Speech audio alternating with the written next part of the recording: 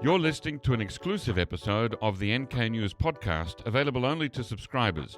You can listen to this and other episodes from your preferred podcast player by accessing the private podcast feed. For more detailed instructions, please see the step-by-step guide on the NK News website at nknews.org/private-feed.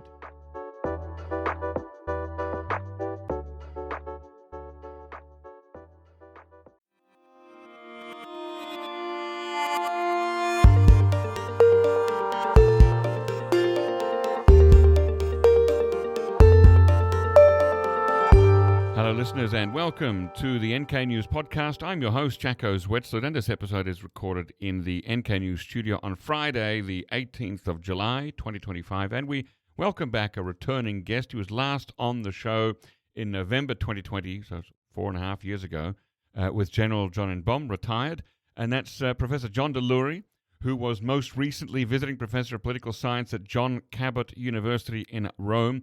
He was formerly the Seoul Fellow in China Studies at the American Academy in Rome and was for many years a professor at Yonsei University in Seoul.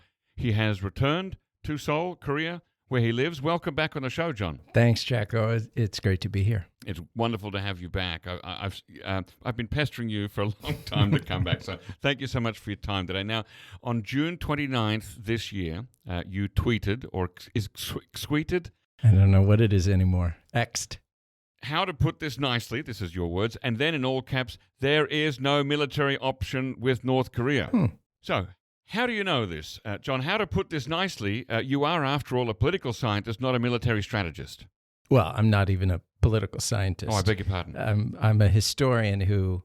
Wrong in the first question. No, it's in my title occasionally, but I'm a historian who moonlights in the study of politics, international politics. Yeah, I'm trying to reconstruct the moment when I wrote that. I take full responsibility for the tweet. I recall it. I recall the all caps, but I don't remember actually the context and what inspired me. It's interesting now was that, I presume Iran was in the news and on the mind. Yeah. And maybe we can move into that, maybe that's a relevant category because there is a renewed discussion now about military options because, it was probably considered a commonplace view that there was no military option as far as the United States was concerned with Iran. And then suddenly the United States is bombing Iran. Right. So I suppose I wanted to put down the marker of holding up the common wisdom that there is not a military option. Maybe I said solution, which... if I said solution, it's an even better claim, right? With North Korea. So, I think maybe it does bring us right into the question of the Trump administration, Trump policy, and the North Korea-Iran nexus. So you wrote in the same month, in June, for a piece for Foreign Affairs magazine, and in there you said, a new war on the Korean Peninsula cannot be ruled out. Now, how seriously do you mean that? Do you think that the risk of war is actually rising, or are you mainly talking about the absence of stabilizing diplomacy under Trump too? To be honest, I've been skeptical of the argument, but it's made by the two people who I've probably learned the most from and respect the most, or along with anyone else, right at the top. Bob Karlan and Sig Hecker. I assume they've both been on the show. Yeah, when their book came out, I had them both on. Wonderful. And as you know, Jacko, and probably most or all of your listeners will remember the piece that they wrote. Sorry, not their book, their piece. Yes, that's right. And they did seem to be really warning of an impending war at that time. Yeah, that's right.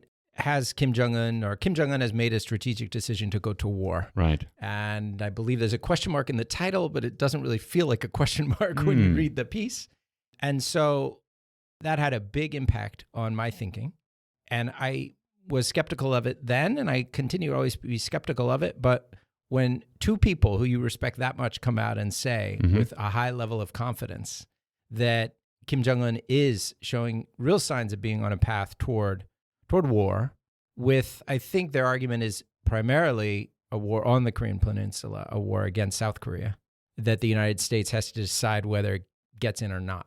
That's behind my reference to the fact that it can't be ruled out, if that makes sense. Yes, yeah. So, okay, so Well, let's talk a little bit about the space where military and diplomatic tools overlap. So, for example, current South Korean President Lee Jae-myung has stated that he'd like to reinstitute the comprehensive military agreement with North Korea in an effort to create trust and reduce tension. So is that an approach that might weaken military deterrence while making a diplomatic gamble? No, I don't see the CMA, the Comprehensive Military Agreement, that came out, late 2018?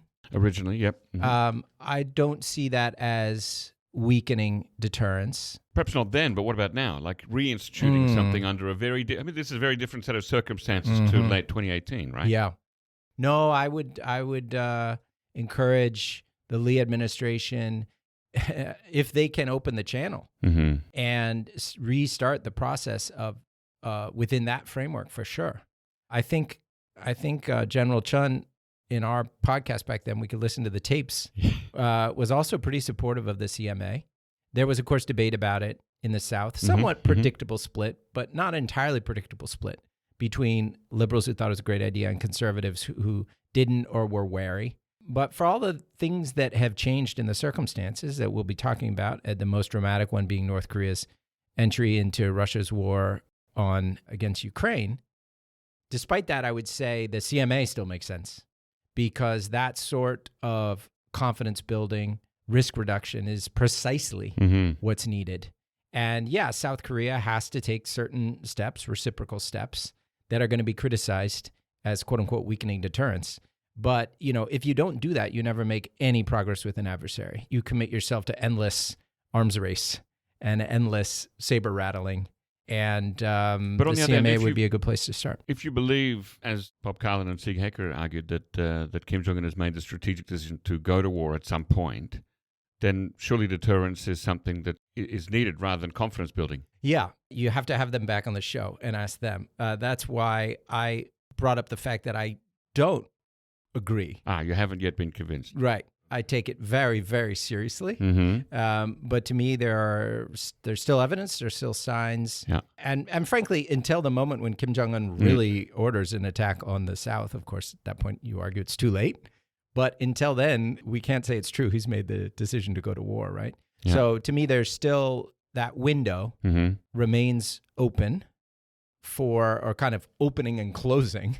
But there is still a possibility for engagement, for diplomacy, for negotiation, for the kind of agreements that you'd see in the CMA.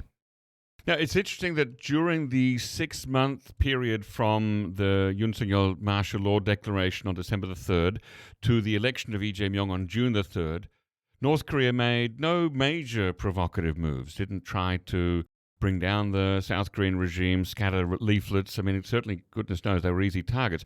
Do you attribute that to lack of interest, strong deterrence, or something else at play? I'm not sure. If we look back, we were here during the previous impeachment and pleasant anarchy of the Park Geun-hye interregnum period there. And as I recall, North Korea under Kim Jong Un was quite restrained then as well. So, I think that that's the relevant precedent. If anything, we have a bit of a pattern that when there's a real mess in South Korea, they kind of let South Korea stew in its own juice, and at some point will maybe pick it up in their own domestic media and make the point, look at what a mess it is down there. But otherwise, they don't show an interest in really trying to intervene, and stick their finger in the pot, as it were, and stir it up. So I think that's what we saw, is that they more or less left the situation alone.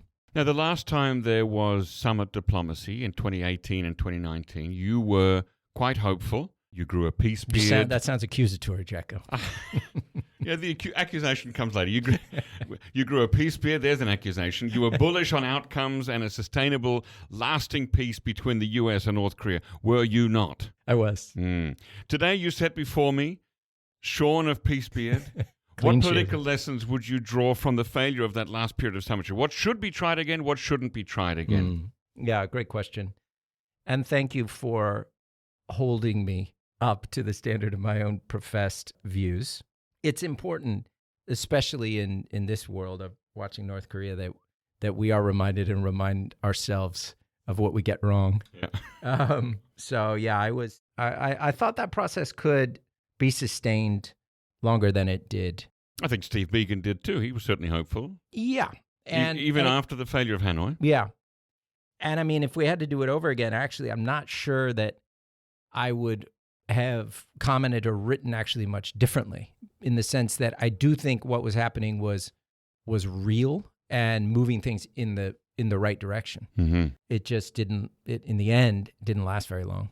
So what was your question? So what should be tried again? What should not be tried again? What diplomatic tools should be discarded or tried anew? Right. Well, I think the basic structure, I suppose, should be tried again, in that when we look at 1819, it was a three-party, tripartite diplomatic structure. Mm-hmm. And that simplified things. It left some parties out in a way that I think was productive.